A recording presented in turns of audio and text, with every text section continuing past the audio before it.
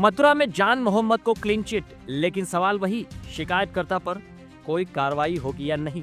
नमस्कार, आप देख रहे हैं सत्यम टॉक शो और अगली खबर आ रही है मथुरा से। जी हाँ, उत्तर प्रदेश के मथुरा से एक ऐसी खबर आई है जो सिस्टम की तेजी तो दिखाती है, लेकिन सोच की गहराई और जिम्मेदारी पर बड़ा सवाल भी छोड़ जाती है। 6 फरवरी 2026 को मथुरा के प्रधानाध्यापक जान मोहम्मद को बहाल कर दिया गया है। जांच में साफ हो गया है कि उन पर लगाए गए आरोप बच्चों से जबरन नमाज पढ़वाने, राष्ट्रगान न गाने और बच्चों का ब्रेन वॉश करने जैसे पूरी तरह बेबुनियादी थे। BSA रतन कीर्ति के आधिकारिक दस्तावेज और वीडियो बयान ने स्पष्ट कर दिया है कि 30 जनवरी को हुआ निलंबन सिर्फ अपुष्ट शिकायतों पर आधारित था, जिसे कुछ ही दिनों में वापस लेना पड़ा।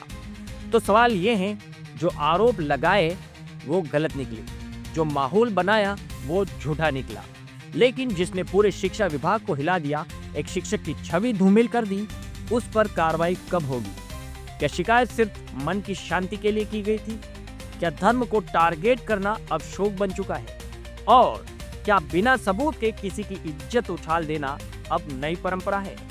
आज के दौर में तरीका बड़ा आसान है, नाम लो, धर्म जोड़ दो, आरोप चिपका दो और फिर सिस्टम से उम्मीद रखो कि वो पहले सस्पेंड करे, बाद में जांच करे।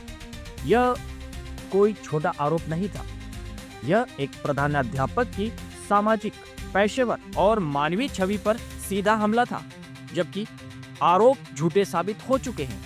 सवाल यह नहीं कि जान मोहम्मद बहाल हुए, सवाल यह है कि जिनकी वजह से यह पूरा तमाशा खड़ा हुआ, उन पर कार्रवाई होगी या नहीं। क्या प्रशासन उन लोगों को चिन्हित करेगा जो सिर्फ अपनी मानसिकता के आधार पर शिकायतें करते हैं? क्या विभाग झूठी शिकायत करने वालों पर अनुशासनात्मक कार्रवाई करेगा, या फिर हर बार की तरह मामला यहीं खत्म मान लिया जाए? यह सिर्फ एक व्यक्ति की बात नहीं है, यह उस मानसिकता की बात है जो किसी भी धर्म विशेष को निशाना बनाकर समाज में जहर घोल रही है। आज जान मोहम्मद थे, कल कोई और होगा। अगर झूठे आरोप लगाने वालों पर कार्रवाई नहीं हुई तो यह सिलसिला रुकेगा नहीं। प्रशासन ने एक पत्र के आधार पर सस्पेंशन कर दिया। अब सवाल यह है, क्या वही प्रशासन झूठ के आधार पर कार्रवाई करने वालों से जवाब भी मांगेगा? क्योंकि न्याय सिर्फ बहाली नहीं होता, न्याय तब होता है जब झूठ फैलाने वालों को भी कटघरे में खड़ा किया जाए। अब गेंद प्रशासन के पाले में, क्या वो सिर्फ आग बुझाएगा या आग लगाने वालों को भी चिन्हित करेगा? यह थी मथुरा से रिपोर्ट, जहां सवाल बहाली से आगे निकल चुके हैं और जवाब अब सिस्टम से मांगे जा रहे हैं।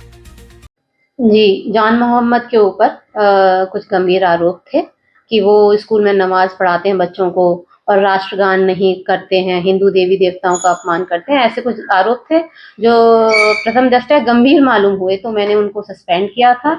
लेकिन जब रिपोर्ट ये आने लगी कि नहीं, उन पर कोई किसी भी प्रकार का जो दोष लगाया गया है वो सिद्ध नहीं हो रहा है, तो मैंने त्वरित जांच करते हुए 3 दिन के अंदर रिपोर्ट मांग के उनकी कल बहाली भी कर दी है।